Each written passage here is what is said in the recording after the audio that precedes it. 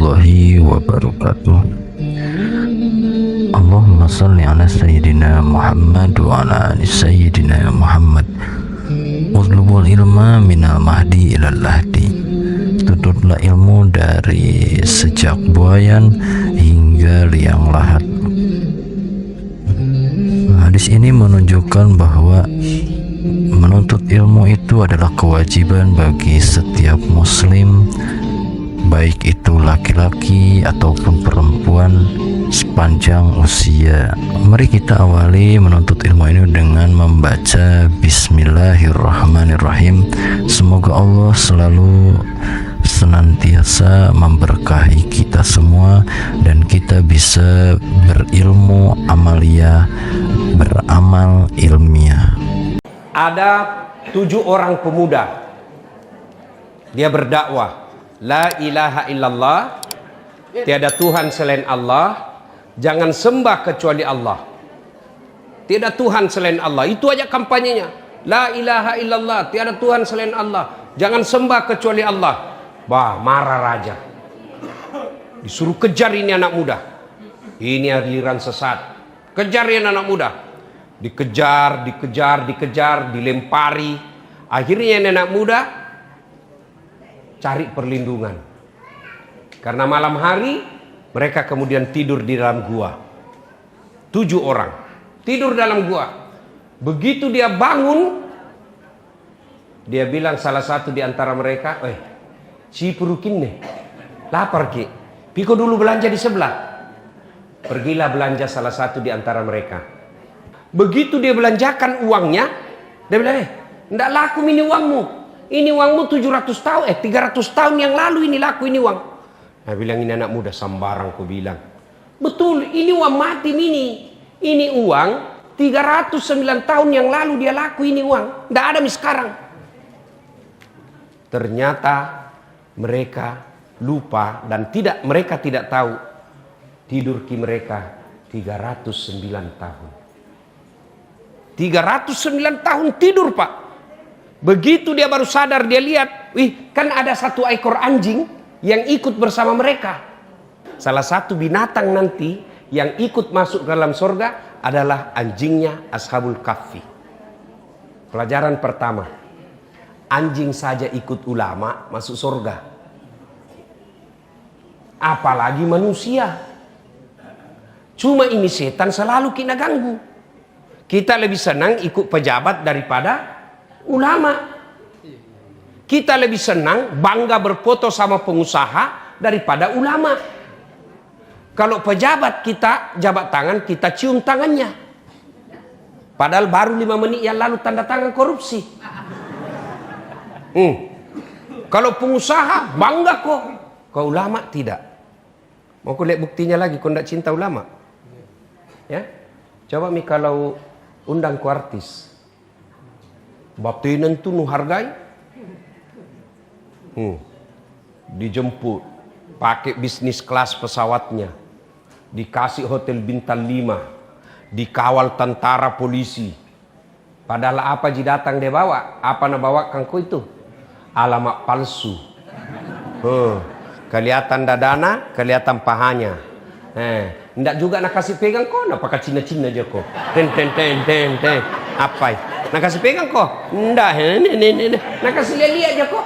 Apa? Ada itu aja kok dong berdiri. Dikasih uang 100 juta. Sampai di Jakarta uangnya 100 juta dia pakai narkoba, dia pakai mabuk, dia pakai berzina. Sementara kalau penghafal imam kau besok ini lebaran, lu panggil semua itu imam pergi baca-baca di rumah nu. Apa? Nu jempui? Apa? Nu jempui? Tidak. Batu sendiri jo imam. Sudah 1 jam barasanji di rumahmu bos. Busa-busa kali pakna. Sallallahu ala Muhammad. Tidak ada kipas angin. Pulangnya apa kau kasih? Songkolo. Tambah jalan kote 4. Mau kasih pisang. Nah bilang suamina, dede 1 jam corona tinggalkan itu rumahna, tinggalkan warung supaya datang ku baca-baca doa di rumahmu. Masa itu ngukasi pisanji? Apa na bilang? Tambah mi di situ, tambah sekasih cukup 20 jalan kote. Nah, jangan ketawa, saya serius ini. Itu biasa saya kasih tahu itu anak-anak yang ikut sama saya. Saya dapat fasilitas hidup seperti ini setelah saya belajar bertahun-tahun, berdarah-darah otakku 16 tahun di Makassar menderita, baru saya bisa jadi naik private jet, dijemput masuk istana, dijemput ke, kalau orang di Indonesia dikawal polisi biasa, kalau luar negeri baru dikawal ke polisi, itu yang luar biasa. Saya bertahun-tahun baru bisa dapat itu fasilitas. Ku bilang, kau lihat kau. Yang ikut-ikut semua sama saya. Dengan praktisnya kau bisa dapat itu, tidak perlu berdarah-darah otakmu. Kenapa? Karena kau ikut sama ulama, bukan das atletik. Allah angkat. Matikan dulu HP ini. Setan tonjok, setan juga itu. Mengganggu konsentrasi. Ya, satu. Cintai ulama. Bagaimana cara mencintai ulama? Amalkan ilmunya. Jangan kau banding-bandingkan. Ada juga orang sekarang dengar ceramah jadi juri. Weh, pun nenek ceramah jago mentau tahu. Pun juga ada tak duduk jadi juri kok. Jangan kau bandingkan. Apalagi kau celah, apalagi kau bully. Kalau kau tidak suka dakwah seseorang, diam, tidak usah kau amalkan. Kalau kau tidak sependapat, sudah, jangan kau hina. Karena bagaimanapun ulamamu niatnya adalah menyebarkan Islam yang kebetulan ditakdirkan berbeda pandangan dengan kamu. Biasa orang berbeda pandangan itu ulama, biasa. Kenapa berbeda pandangan? Karena berbeda persepsi sudut pandang. Ada anak tanya, Kak, karena saya dosen komunikasi, ya. Itu ada namanya persepsi. Apa itu persepsi, sudut pandang? Kenapa orang berbeda? Tergantung dari mana dia memandang. Iya toh, punan bandang dari bokok, ndak nuliat mukaku. Iya toh, salahkah kau bilang ndak ada muka? Nah tidak, tapi ndak naliaki. Muliakah dari depan? Ndak ada pantakku. Salahkah kalau dia bilang ndak ada pantaknya? Tidak, ndak naliaki.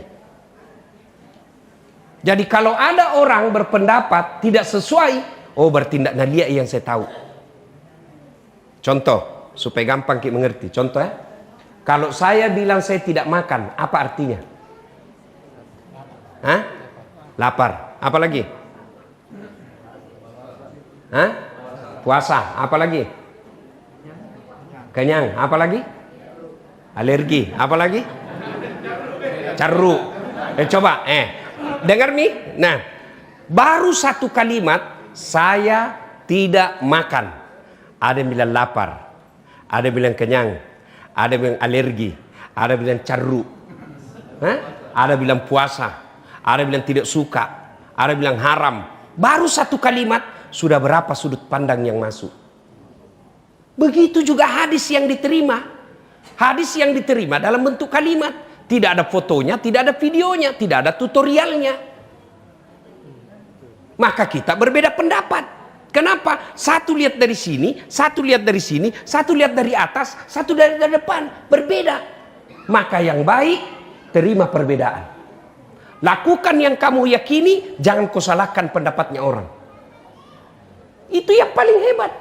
Ini kita ini anak-anak baru belajar agama, di medsos itu pun kecur. Misalnya saya kasih kau contoh yang paling banyak ribut sekarang. Potong kuku. Dilarang potong kuku. Potong kuku persoalkan tidak puasa. Nah itu lebih penting itu puasa daripada potong kuku. Potong kuku bukan haram. Itu pun persepsi ulama. Ada yang mengatakan potong kuku adalah binatang yang dipotong. Ada juga yang mengatakan orang yang mau berkurban. Bayangkan kalau kau mau berkurban, 2 bulan yang lalu kau lupa potong kuku. Nah sekarang mau kau lebaran, sunnah rapi, nggak dipotong nih. Maka ulama katakan Allah mencintai kerapian, rapinya potongi. Mau kau potong silakan, tidak mau potong silakan, jangan mau kau ribut. Sibui mempersoalkan potong kuku, nah tidak ada korbanmu. Sibui persoalkan potong kuku, nah tidak ada kambingmu. Sibui mengatakan saya tidak mampu, tapi rokoknya 2 bungkus 1 hari. Ini aslinya beleng-beleng. Iya. Jadi ketika kau mendapatkan ulama Kau boleh tidak setuju dengan pendapatnya, jangan hina. Ikuti yang Anda yakini tanpa menyalahkan orang lain. Saya kasih lagi contoh. Takbir. Kan ada tuh hadisnya Nabi bilang, saya melihat Nabi takbir sejajar dengan bahunya. Mana yang dibilang sejajar dengan bahu? Kan tidak ada gambarnya, tidak ada videonya. Beda kalau beli ke elektronik kan ada tutorialnya. Ada caranya pasang ini. Kalau ini hadis kan tidak ada. Apa yang dimaksud sejajar dengan bahu? Pertama begini takbirnya. Allahu Akbar. Ya kan? Kenapa sejajar? Karena cini dari depannya. Ini. Yang kedua Allahu Akbar. Kenapa sejajar? Nah cini batu rate ki. Ada tong yang tidak sampai begini ji. Allah. Ada begini. Begini pertama. Allahu Akbar. Ada hadisnya. Allahu Akbar. Ada hadisnya. Ada tong yang begini. Allahu Akbar. Biar mi. Ada tong yang terlewat. Allah. Jangan kau ganggu orang. Lakukan yang kamu lakukan. Ada juga itu selesai Allahu Akbar, macam-macam posisi tangan. Ada yang begini. Ada toh? Ada yang tengah-tengah begini. Ada juga yang begini. Ada juga di sini. Porno misi nenek-nenek kah? Apa sih nenek-nenek? Apa nenek? Ribuna. Bukan dibawa sekali, dibawa na pusat. Bukan dibawa na lagi. Nah, yang ada juga begini. Ini Syiah, Iran, umumnya begini. Mau kau begini silakan, mau kau begini silakan, mau kau begini. Yang tidak boleh kalau kau pakai semua. Allah. Pasti salah dia sekali. Jelas ya? Pelajaran pertama dari kisah tadi, ikuti ulama. Kisah berikutnya. Ya. La ilaha illallah. Tidak Tuhan selain Allah. Jangan sembah kecuali Allah. Ibrahim Rasulullah. Marah Raja Namrud. Ini Ibrahim mengganggu stabilitas akidah ketuhanan negara. Ibrahim, la ilaha illallah, tiada Tuhan selain Allah, jangan sembah kecuali Allah. Marah Raja Namrud. Ibrahim ini bapaknya namanya Azar. Ibrahim menjadi nabi. Ya, kemudian pergi berburu Raja Namrud. Pergi berburu. Ibrahim masuki di gedung sesembahannya Raja Namrud. Kayak tong kita kira-kira sekarang masjid. Masuki rumah ibadahnya Namrud. Banyak patung di situ. Ada patung kecil, ada patung besar, ada paling besar. Ibrahim ambak semua itu patung-patung. Hancurkan semua itu patung-patung kecil. Sisa satu yang paling besar. Itu patung besar, begini tangannya. Itu Ibrahim ambil ke itu kampak wase, gantungi di tangannya. Pulang Namrud berburu, pergi di rumah ibadahnya, kaget ki. Ngapain tersimbung semua Tuhan kah? Tuhannya tersimbung itu. Wah, ada ini subversif, ada yang melakukan teroris. Cari, sebar intel. Ketemu, ternyata Ibrahim pelakunya. Tangkap, adili Ibrahim. Ibrahim, menurut intel, kamu yang hancurkan berhala-berhala kami. Dia bilang, Ibrahim, siapa bilang? Banyak tuh bicaramu kau. Siapa bilang? Intel. Bohong, bukan saya. Ibrahim berdiri dan dia tunjuk itu patung besar yang pegang kampak. Dia bilang, bukan saya, ini. Ininya menunjuk dirinya, tangannya menunjuk patung. Ini orang Bugis bilang bele-bele tolise. Betul tahu, nah bilang bukan saya, ini. Ininya bentuk dirinya, kata ini bentuk dirinya meskipun dia tunjuk patung. Nah, ringkas kisah. Kata Ibrahim bukan saya. Akhirnya Namrud, pokoknya kamu. Keputusan Ibrahim dibakar secara hidup-hidup di lapangan. Nah, kemudian api yang sangat besar, kira-kira seperti lapangan di depan, tidak bisa Ibrahim dilempar, dibikinkan patte. Tahu patte? Tahu patte? Ketapel. Tahu maki patte tuh? Dulu kupakai dulu biasa kalau kita pergi curi mangga dulu di kampung. Patte. Dibikinkan ketapel, dikasih masuk Ibrahim, tarik, lepas, jatuh di tengah-tengah. Ibrahim, adik-adik, kalau orang dibakar dalam api yang sangat besar, bisa hidup apa tidak? Bapak-bapak bisa hidup atau tidak? Tidak mungkin kata hukum fisika. Tapi kata Allah dalam Quran, api dingin kok, selamatkan Ibrahim. Akhirnya apa? Api yang sangat besar menyala-nyala itu berubah wujud merah tapi dingin. Ibrahim selamat. Titik. Hikmah berikutnya. Tidak boleh orang berkata, kalau bapaknya perampok juga itu anaknya. Tidak. Ibrahim, bapaknya penyembah berhala, tapi anaknya menjadi nabi. Hidayah. Adik-adik, tidak otomatis kita kalau bapak tak ulama, anaknya langsung Tommy menjadi ulama. Tidak. Begitu sebaliknya, tidak otomatis kalau bapaknya penjahat, anaknya ikut penjahat juga. Hidayah. Ya. Pelajaran kedua berikutnya ini. Tidak ada yang mustahil. Ketiga, tidak ada yang mustahil di sisi Allah. Tidak ada yang mustahil di sisi Allah. Tidak masuk akal. Tidak masuk akal Ibrahim bisa selamat. Tapi kalau Allah berkehendak, tidak ada yang tidak masuk akal. Untungnya Allah perintahkan api dingin, selamatkan Ibrahim. Andai saja tidak ada kata selamatkan Ibrahim, mati membeku Ibrahim. Ada enggak orang mati membeku? Ada. Orang yang misalnya pergi ketinggian gunung, salju, mati dia. Saya lupa istilahnya itu orang kalau hipotermia. Kedinginan, membeku itu darah. Darah itu kan aliran air. Dia kirim itu air ke jantung, dia pompa, tapi membeku, jantung tidak bisa berjalan. Jantung tidak bekerja, mati. Maka Allah perintahkan api dingin, selamatkan Ibrahim. Selamat Ibrahim. Tidak masuk akal. Kalau Allah berkehendak, tidak ada yang tidak masuk akal. Apalagi yang tidak masuk akal. Saya lanjut cerita beberapa cerita. Yunus alaihi salam, dakwah, la ilaha illallah, tiada Tuhan selain Allah, jangan sembah kecuali Allah. Satu kampung tidak ada beriman. Yunus dia tinggalkan daerah dakwanya. Dia pergi naik ke perahu, kapal. Sampai di atas kapal overload, kelebihan penumpang. Nah bilang kapten harus ada orang dibuang ini. Siapa mi? Gocangi.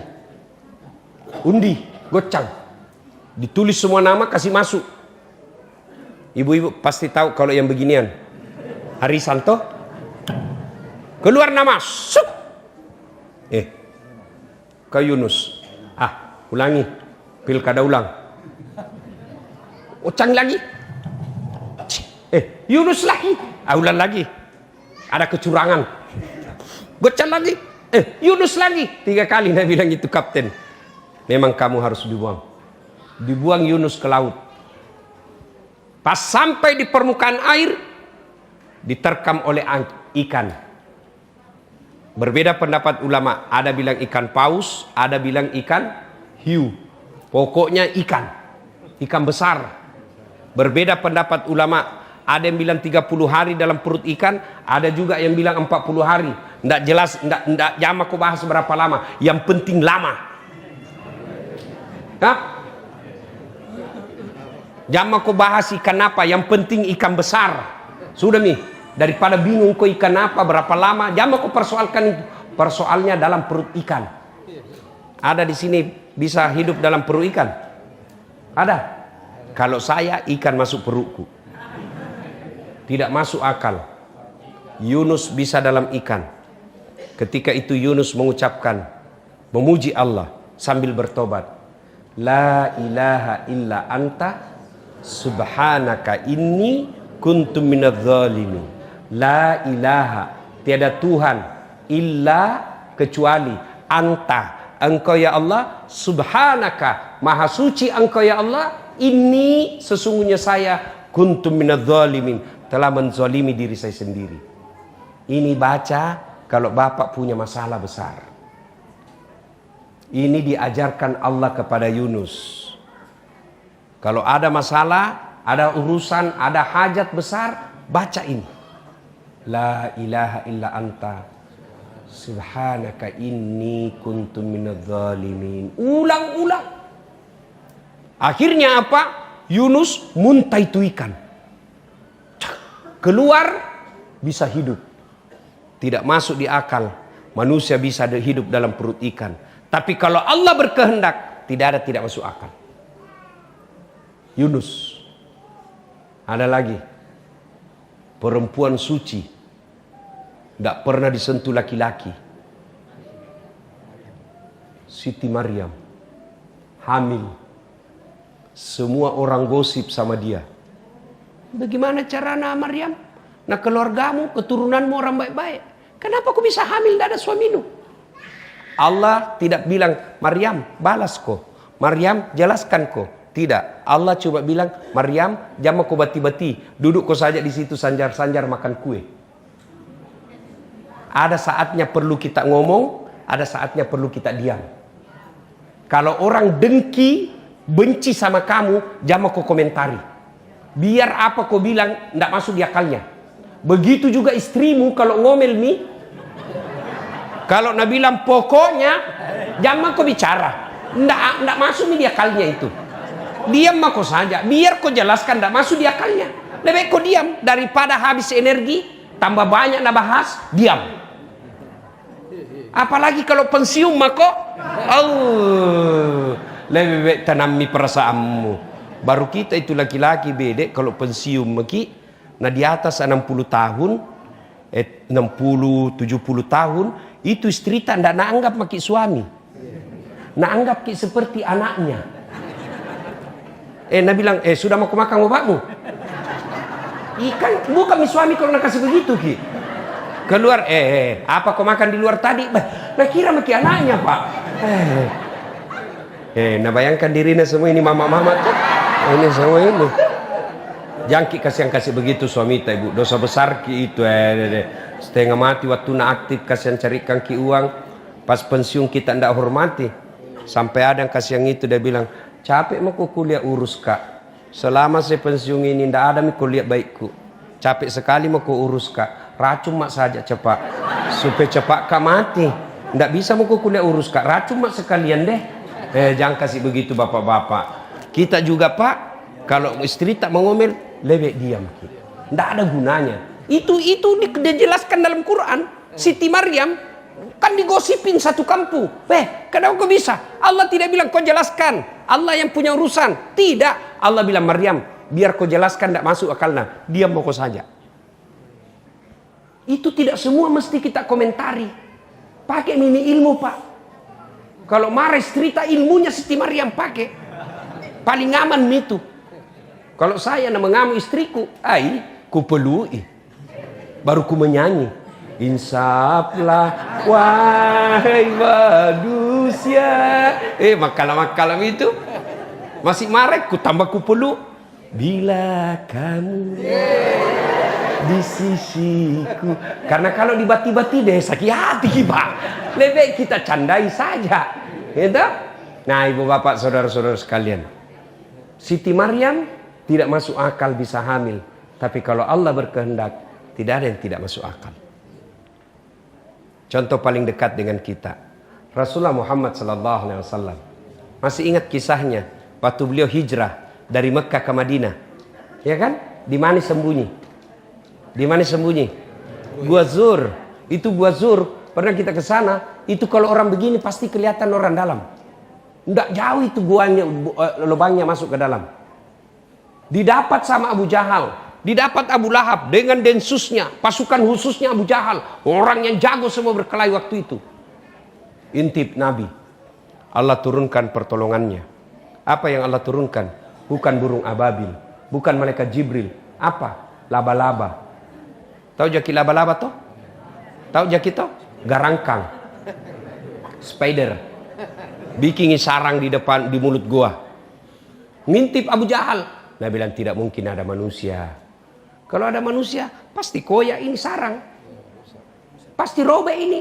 Tidak mungkin ada manusia ini. Luar biasa ini kalau kita pakai akal. Kemampuan hebatnya pasukannya Abu Jahal kalah oleh lembutnya sarang laba-laba. Bu, minta ki sama saya. Belum tengku kusare ki. Ustaz, kasih HP tak bajiki. Nak ke paralu toh. Iya toh. Ustaz, kasih mah mobilku. Saya juga butuh. Tapi Tuhan, apa ibu minta? Ya Allah, berikan saya kekayaan. Allah Maha Pengasih. Ya Allah, berikan saya kekayaan. Allah Maha Kaya, bukan kaya, Maha Kaya. Ya Allah, ampuni saya. Allah Maha Pengampun. Ya Allah, sehatkan saya. Allah Maha Penyempurna kesehatan. Cuma kan kita tidak datang.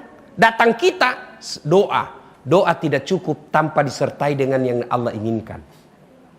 Apalagi kalau berdoa jadi di status. Ya Allah, sembuhkan suamiku. Sibuk nih tuh Tuhan mau baca Facebook nu. Sudah mau berdoa Ustaz. Betul kau berdoa tapi tidak maksimal. Saya kasih contoh.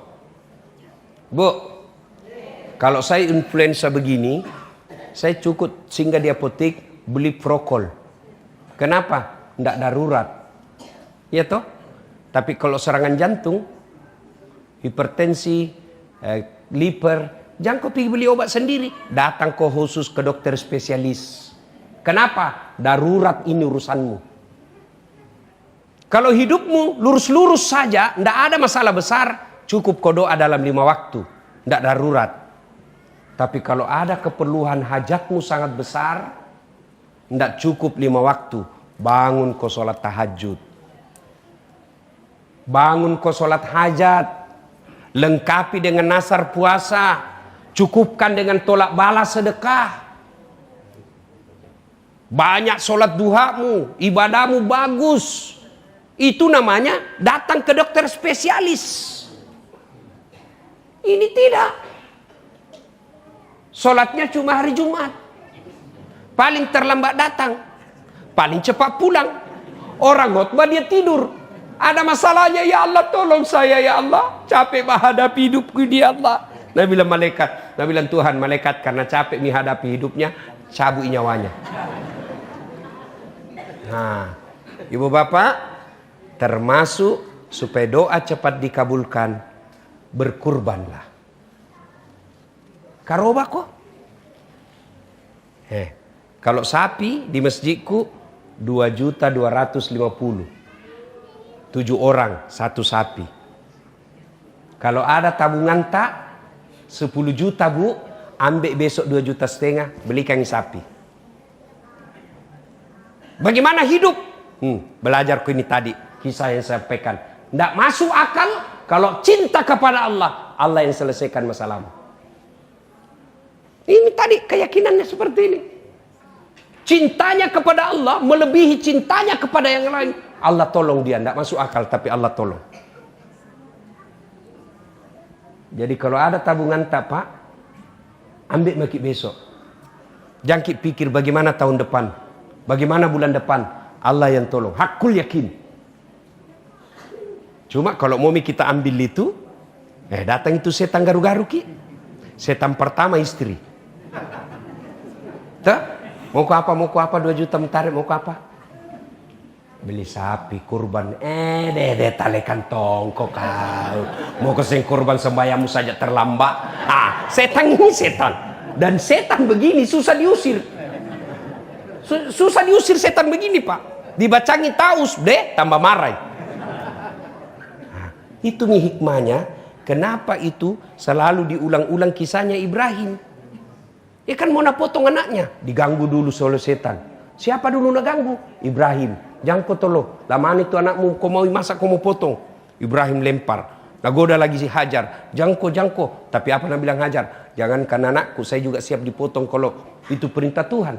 Gagal lagi, Ismail lagi nagoda. Itu nih. Begitu kita mau beli sapi, datang anak tak. Pak, DP motor lalu mau dulu. Setan itu.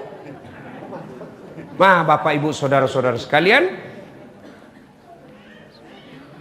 kalau tidak bisa kurban sapi, kurban kambing. Satu keluarga. Tidak bisa juga itu karena betul kadar Allah ndak tena tojen doi kodo puasa ko besok. Tadi yang tidak terlanjur ya sudahlah. Tadi puasa namanya puasa Tarwiyah. Besok puasa Arafah. Tidak bisa juga hari Lebaran. Tidak bisa juga jamak ko harap minum surga. Nenek nupata. Nah, sudah Bapak Ibu saudara-saudara sekalian, kalau kita sudah mampu tidak juga berkurban, sudah mampu, tidak juga tidak puasa, padahal sehat, tidak mau puasa, Ramadan juga puasanya tidak sempurna, maka ingat ancaman Allah dalam surah yang sangat pendek. Inna a'tainakal kautsar, fasholli li rabbika wanhar, inna dzani'aka huwal abtar. Kalau kau sudah mampu berkurban, rokokmu banyak, HP-mu mahal, kuotamu mahal tiap bulan, kalau kau tidak mau berkorban, kata Allah, engkau terputus dari rahmatku. Putus sisa jaringan. Putus connectingnya tidak nyambungnya numu jaringanmu. Ibaratnya kau jadi layang-layang kepak. Kepak mako? Kepak nak kena ko listrik. Stroke. Kepak nak kena ko apa? Anakmu narkoba. Kepak anakmu bikin malu. Tiba-tiba dengar hamil. Kepak tiba-tiba istrimu selingkuh. Kepak tiba-tiba suamimu ternyata ada istrinya yang lain. Dan dia berzina. Itu kepak semua itu. Dia bilang Tuhan sudah bipalek. Kalau tidak mau kau diurus, urus dirimu. Putus rahmat Allah. Uangmu banyak, tapi banyak tomi penyakitmu. Rumahmu mewah, tidak ada orang mau datang di rumahmu. Putus dari rahmat dan kasih sayang Allah. Supaya tidak terjadi seperti itu, maka diadakanlah pengajian seperti ini. Supaya apa? Sadar lagi. Ada lagi peringatan. Syukur alhamdulillah ada ikatan alumni sekolah PPSP. Tidak ada lagi penambahan alumnina. Tidak ada ini sekolah akhir kalam ya. Ibaratnya Pak Aru adalah alumni paling terakhirnya, dia yang mengucapkan wabillahi taufiq wal hidayah. Namun tambah-tambahan. Ya, maka alhamdulillah untung ada saudara-saudara kita keluarga besar ini PPSP sehingga saya Dasat Latif bisa hadir di tempat ini. Terima kasih Pak Waris, terima kasih semuanya. Mudah-mudahan ada manfaat. Sudah masuk waktu Isya ya? Oke, terima kasih. Saya mohon maaf kalau kemarin tidak jadi tanggal 3 karena satu dan lain hal. Saya memang sulit mengatur waktu. Saya janji insya Allah kalau masih kita undang Kak, saya datang lagi. Insya Allah ya. Apalagi ada bunga bonsai di sini. Ya. Terima kasih. Usikum wa nafsi bitaqwallah fastabikul khairat. Assalamualaikum warahmatullahi wabarakatuh.